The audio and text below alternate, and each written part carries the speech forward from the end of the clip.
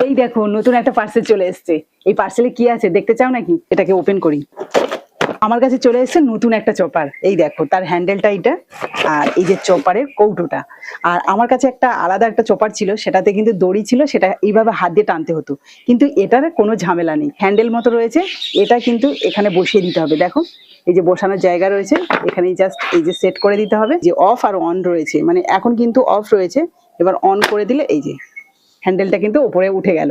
এবার চপারটাকে জাস্ট এই দেখো কত সহজে চপ হবে দেখতে পাচ্ছ।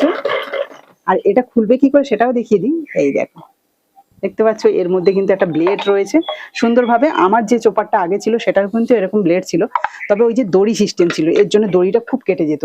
এটা জাস্ট এই যে খুব ইজি, বাচ্চা থেকে বড় সবাই কিন্তু এরকম প্রেস দিয়ে পেঁয়াজ আদা রসুন সবকিছু কিন্তু চপারে চপ করে নিতে পারবে। এছাড়াও টমেটো যা যা চপারে চপ হয় সবকিছু কিন্তু চপ হবে এটাতেও।